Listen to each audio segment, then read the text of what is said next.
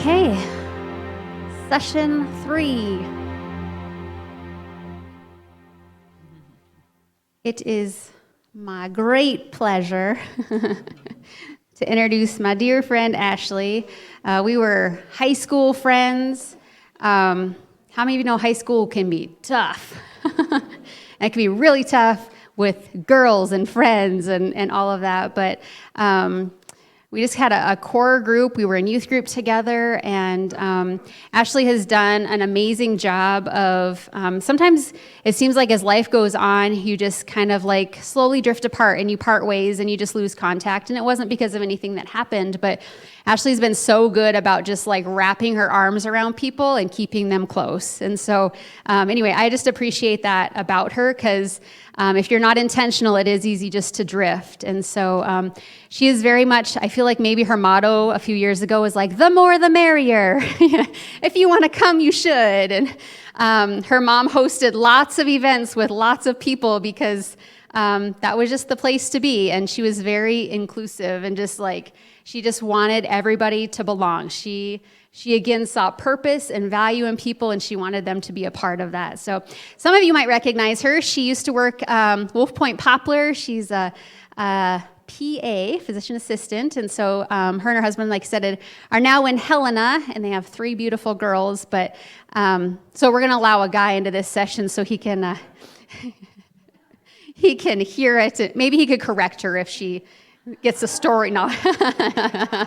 No. Okay, please welcome Ashley Berkram.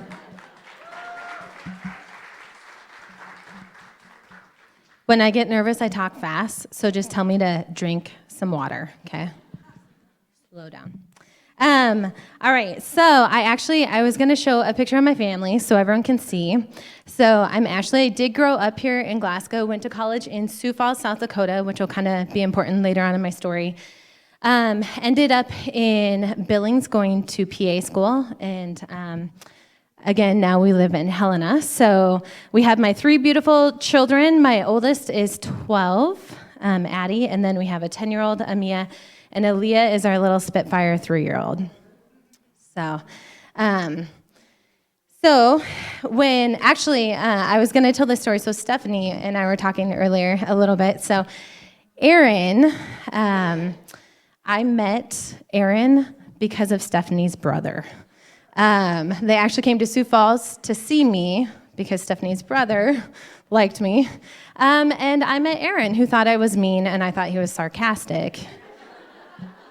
And somehow I ended up in Billings, and we ended up married, which was a huge God thing, and God had showed me how he was a man of integrity. So I got my man of integrity. So just a few fun facts about me. You can show the next slide. The next one's just my girls, too. Now, you guys all might have seen them here. So I love to bake, but I also love to experiment when I bake.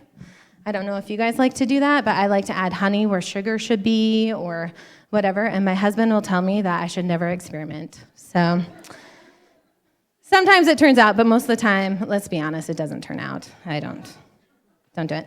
I'm also training for a 5K. I'm 40 years old, halfway to 80, and trying to train for a 5K.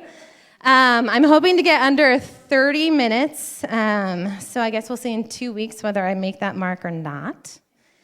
Some other fun facts about me. I actually was on a research team in college and lived underwater for 3 days. Yeah, it was pretty cool. I got to live in it's like a little submarine underwater, and then there was a little bubble, and you could go out and look at all the marine life, and we had this pet grouper that would just swim around, so you could go and watch them. I would like to say I was doing research, but it was in Florida. I was there for the fun and the vacation, right? I play piano, but in college, I took a piano course. We had to memorize the music, and I got up there and got so nervous, all I could do was think of one chord. I played it, got up, and walked out. Yeah, I actually got an A in the course, which I don't know how I did. I am very friendly, kind of like what Amber said. When I was in PA school, I lived with my cousin, and we had this guy in the elevator. Every time I got in the elevator, it was almost like, ugh, she's here again. But I told my cousin, someday he is going to be my friend, and he is going to smile at me. So after a year, he was my friend, and he smiled and would actually talk to me. So I do laugh when I feel awkward, so I'm going to be sharing some personal stories. So if I start laughing, please just laugh with me. Okay, help me out here. And then I cannot eat raw sushi.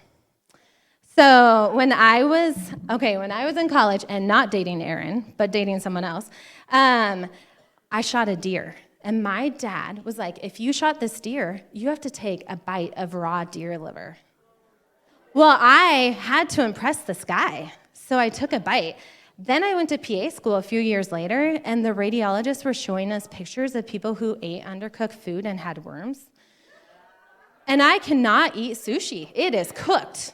I cannot eat raw sushi. So sorry I ruined it for all of you if you love raw sushi. So when I was asked to speak, actually we had talked about me coming last February to the roundtable session, but it just didn't work out for timing-wise and everything. I just kept thinking, like, what should I talk about? Should I tell you funny stories like, when your 3-year-old has diarrhea, don't let her prance around in the living room in only underwear? Because when you're in the bathroom and you hear someone screaming and running and you look and see a trail of poop all the way to the bathroom, it's not fun to clean up. Or sometimes it's good just to laugh when you can't do anything. Last year, we were driving back from basketball and we found out that our 3-year-old gets car sickness. So we were driving from Drummond, which is near Missoula, to Helena, which is a really windy road. In the winter, there was snow all over. Well, we had my older 2 in the very back of the car, and then 2 of their friends right beside our 3-year-old, and then Aaron and I were driving. Well, all of a sudden we hear this, and our 3-year-old starts throwing up, and I turn around, and it's coming. Well, the 2 friends next to them get car sickness and can't see someone throw up or they throw up. So I am turning around, I'm like, Aaron, pull over, but we're on a pass, it's snowing, we can't pull over. And these girls have the window down and they're like dry heaving. All you can do is laugh, right? So just if you get in a situation and you're like, I don't know what to do, just laugh. It calms the situation down. So we were talking about, I was telling my daughters, like, I said yes. Now I'm like, why did I say yes? I'm going back to my hometown. What do I say? What do I do? And one of my daughters, which the older 2 will fight and tell you it was them. I'm not going to tell you which one it was, but they said, hey, you need to go and just have quiet time with God. Now, if you know me, I love to talk, and being silent is not something I do well. My husband's agreeing right now. And we have a house full of girls, right? So I took my Bible outside, and I sat there with a pen and a sheet of paper, and I'm like, okay, God, what do you want me to talk about? Like, I've had some pretty crazy things in life the last few years. What do you want me to talk about? And so I felt led to read Mark 5. Now, for those of you like me that did not know what Mark 5 talked about, it talks about the man who was demon-possessed, and Jesus came up and cast the demons out. They ran into the pigs and ran into the sea. And then it talks about the woman who was bleeding so hard that she just touched the hem of Jesus' garment and was healed. And Jesus felt the healing go from him and turned and asked her about her faith. And then it talked about a child who had died, and Jesus rose the child from the dead. Now, some of that I can relate to, but I was like, God, why am I reading this, right? Like, what am I supposed to talk about? And so when I look back at the Bible, I'm going to have you pull that up on the screen.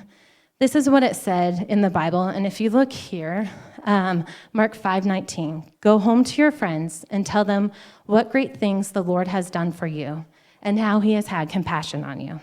So I'm going to tell you just a few things about life. And so many of you, some I know, some I don't know. And I'm just going to talk to you about that. And I know we talked about songs. The song that kept going through my mind every time I would sit down and talk about this or think about it is, all my life you have been faithful, right? We sang that this morning. But some really crummy things happen in life, right? Like, crummy things happen. And sometimes it's so hard to be like, God, are you there? But God is amazing. God is there in the good times, and God is there in the bad times. God sees the whole picture. As I was sitting thinking about this, I felt like God showed me that life is like a puzzle, right? And you can show the next slide. So you have these pieces that they don't look nice, right? Chapters in our life cannot be nice at all, right? They look ugly, there's hurt, there's anger, there's frustration, but God sees the whole picture, and he puts the masterpiece together. So 9.5 years ago, my dad, you can show that picture. This is my dad, in case none of you knew him. He was one of my best friends. He was known around Glasgow for many different phrases that he would say, but he was one that just taught me so much in life and helped me become who I am. He taught me compassion. He was able to look at someone and just see them where they're at. So 9.5 years ago, I was going to a conference in Watertown, South Dakota. Now, as a PA, I would not choose Watertown, South Dakota normally to go to a conference, but it's close to Sioux Falls, so I was like, well, I'll go see my friends. But it was in March, which is really iffy weather anyways, and normally I would choose someplace tropical. But God knew, okay? So we were leaving to go on the trip that morning, and my mom came with me and my older 2 girls, and I really felt God tug at my heart and say, you need to go tell your dad you love him and give him a kiss. So I went in, told my dad that I loved him, and we left. And it was a really weird moment, but I've had moments like that in my life, and I actually listened to this one. So we got to Sioux Falls. I did my conference. Aaron kept calling me and telling me that my dad wasn't doing as well, but that was kind of his par. He was always not doing well for the last few years, so I didn't think much of it. So we went to Sioux Falls for a night, and then we were going to head back to Glasgow. But the biggest storm of like the years was coming through, and there was going to be like 6 feet of snow all the way from Fargo to Dickinson. So Aaron called us on a Sunday and said, hey, your dad's not doing well. Like, this is not good. So we got my mom on a plane. And while she was in the air, my dad passed away. So I was in Sioux Falls, 2 kids, sick. Like, they were wheezing, they were coughing, and you're all alone, right? My mom's in a plane, I'm there with my 2 girls, and you know what? One of my best friends from life that God had planted in my life lived right by Sioux Falls and said, I'm going to come and I'm going to just be there with you. So God places people in your life. Maybe you're placed in someone's life to help walk through things. So that night in the hotel room, my kids were restless. I was a mess. She just sat there and listened. And all of a sudden, my oldest child sat up and said, oh my, are you really? Okay, bye-bye. Oh my, Grandpa, are you really? Okay, bye-bye. And like peace came over that hotel room. And I can't tell you why that happened or what, but I can tell you that my roommate was there and that it was a God moment. And I would love to tell you that that peace remained in my life, and life has been roses ever since. But actually, that day, my joy started to dwindle. We came back, and I would drive to work, because we lived in Glasgow, and I would drive to Wolf Point, and I would drive to work every day and say, God, give me my joy back. I want my joy back. Where's my joy? One day, I was listening to Chip Ingram on the radio, and he was actually talking about grief and how depression is a part of grief. And I knew that I was going to be okay, but it was still hard to see it. So a few years went by, and I had some joy, but still not where I felt I wanted to be. And God was ushering us out of Glasgow. We had some very crazy stories where we tried to buy things and everything fell through. And we moved to Helena. But God knows the bigger picture, right? And we didn't know why we were moving to Helena. We didn't know why we were being ushered out. So one night when we were in Helena, I was broken. I love to make things fun for people. I like to kind of control the situation. But I felt like I was an empty cup. I had no more to give. I couldn't make anyone happy. It was just not a good time. And I sat on my bed in Helena, and I was reading a book, and it was talking about the Father's love. And then God gave me a vision. And Nick, I'm going to have you turn to the next slide. Not of Aaliyah. Aaliyah's not, well, this is the slide, but the vision was not of Aaliyah. Sorry, go back. The vision was of this puppet, okay? I was the puppet, and my hands were tied, okay? So it could have been by good things, such as family or friends. Some of it was busyness. Some of it was control. And below me was this broken heart. And every time I tried to bend down to fix my broken heart, the string pulled up. I couldn't do it. I was empty. And then in the vision, God showed me that he was the master puzzle maker and came in and cut the ties to allow me to start working on my broken heart. God sees the bigger picture. God is the giver of joy. And you know what's super interesting after that moment, and my joy started to return even more, that I look back, and there were so many pictures of happiness and joy, but I was in such a cloud, I couldn't see it. Isn't it amazing how God knows the bigger picture? So if we move on to the next slide, again, I talked about us moving to Helena, and it was crazy how God just kind of intervened, and we ended up in Helena. We knew very few people there, but we ended up there.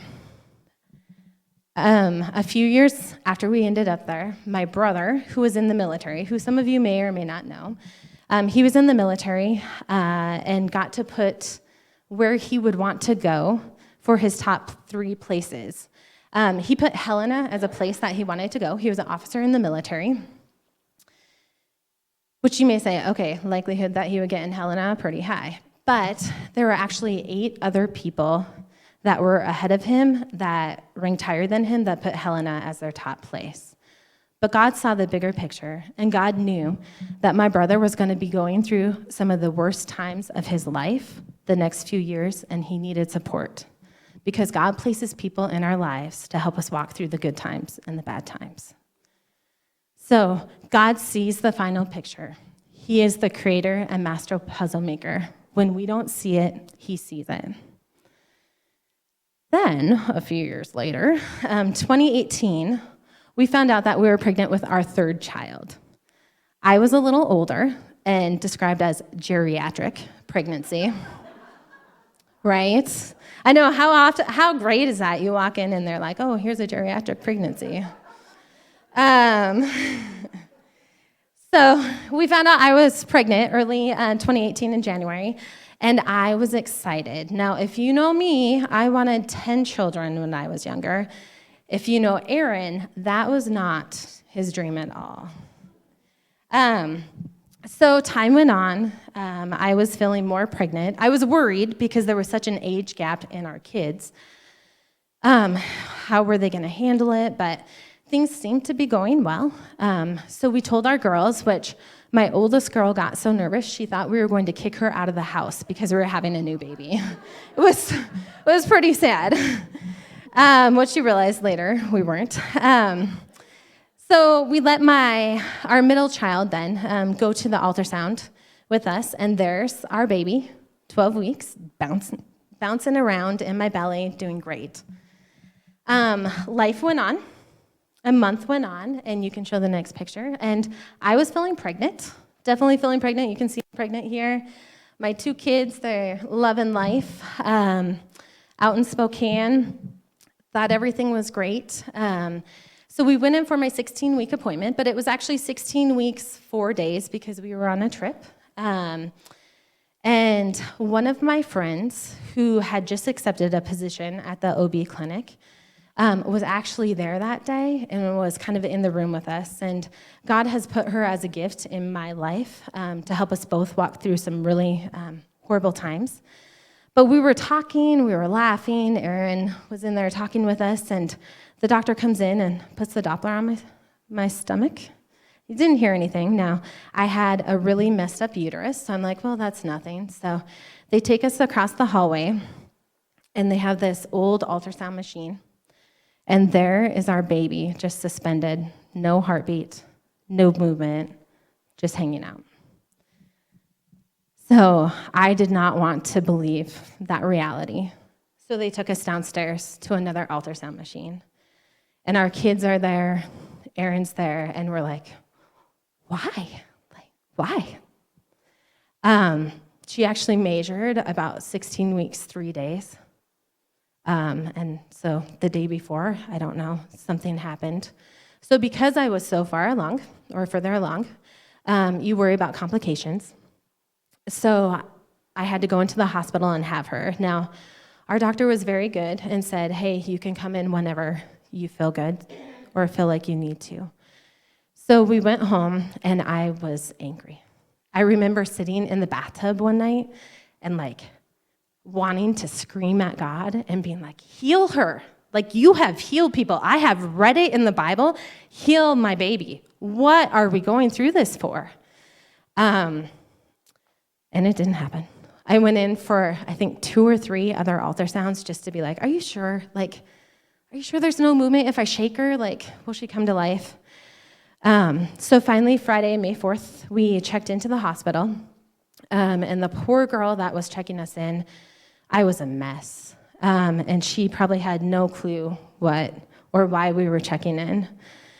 So with that, you go through everything like you would normally go through when you have your baby in the hospital. So I got meds to dilate me, to put me into labor. So we had to sit all day as my body was preparing. The worst moment of Aaron and I's life displayed for whoever walked in the door. We had some really good moments where some people came in and they could share with us. Some really awkward moments where they come in and then realize, oh, this baby didn't make it. So we had her about 9 o'clock that night, and I was exhausted. Then I started bleeding and had to do a D&C, and it was even more tiring, both mentally and physically. During that time, though, God placed a friend in my life that will be a friend for a lifetime, both Tiffany and then my friend Terry.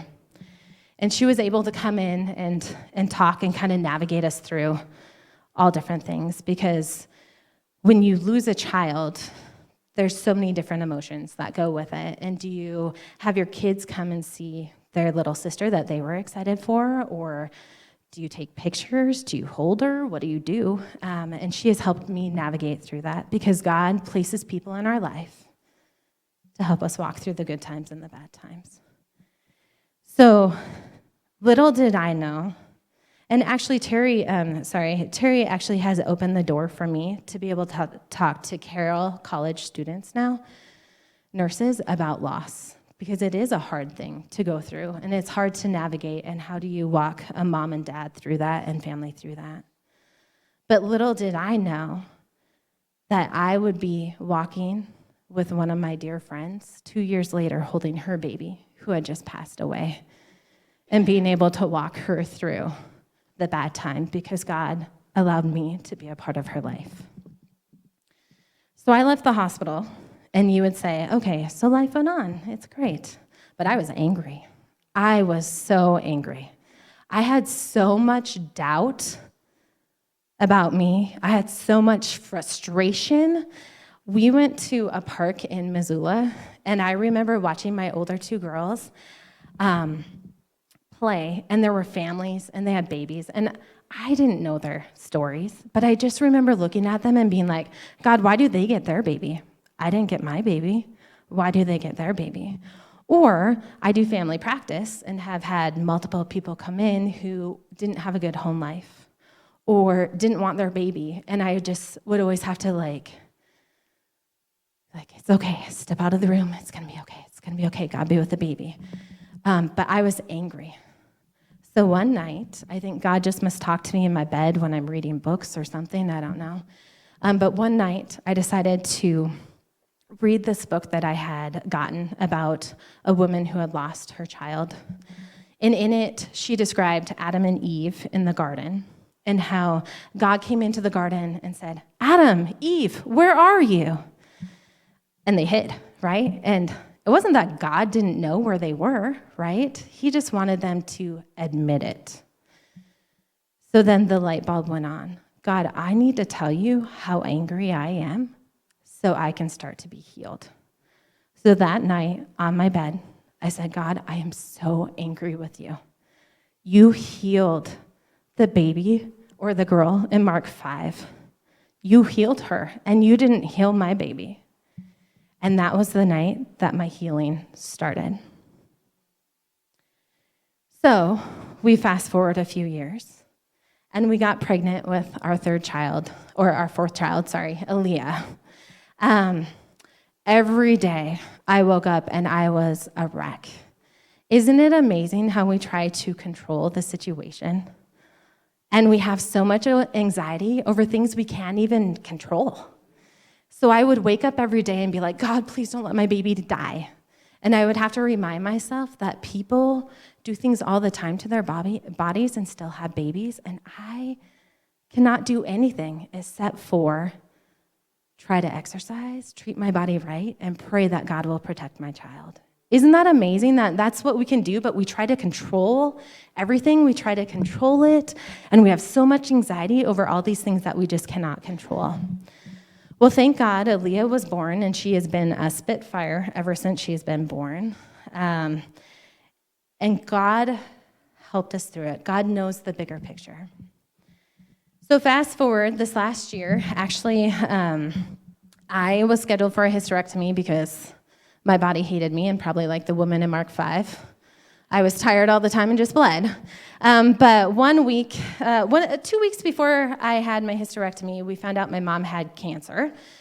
So then it was I just kept thinking, God, what is going on? Like, all of my friends, or most of my friends, have 2 parents, and I have 1 that is healthy. And now she's not looking healthy. I'm not ready to walk through this again. And as the story progressed, it went from, hey, you have cancer, to, hey, this is really looking like a very aggressive cancer, to, hey, we think it's metastasized. And eventually, they ended up getting it all. And I cannot tell you why we went through it, and there were so many emotions and everything, but I can tell you that I had amazing support through it because God placed certain people in our lives to help walk through it. And I can tell you that I will be able to use it in the future for His glory. So I tell you all this because I want you to remember that when you look at a puzzle, I just want you to remember that God sees the bigger picture, right? Whether you are going through some horrific time and your puzzle piece looks ugly, or whether you're like, hey, I got this. This is an amazing puzzle piece. I love this chapter in my life. It is great. God is good. He's good in the bad times, and He's good in the good times. Sometimes we just need to take time to sit down and say, God, you're good. You may be at a point in your life that you're angry, that you need to tell God, I'm angry. I'm frustrated. I need joy. I need your help. He will be there. He is a good God. He sees the overall picture. So I showed you these puzzle pieces because if you look at the last one, this was the picture, and you never would have thought that from those puzzle pieces, it would be such a beautiful picture. All of our lives are put together. God sees the final picture. So as I'm closing with this, I was sitting back and thinking, God, how do we end this? Okay, what do we do today? And I really just feel like kind of how Stephanie did, that we just need to take time with God and just be quiet for a few minutes and say, God, what are you speaking to me on? Do I need to confess something? Do I need to confess I'm angry, that I'm hurt? Do I need to just sit and just say, God, what can you do? Do you need to show me something that I need to do? Do I need to let go of something? Do I need to let go of the control? Do I need to let go of the anger? So I'm going to have you all bow your heads for a little bit. And Nick, actually, we're not going to do any music. We're just going to be in silence for a minute and just ask God to show you.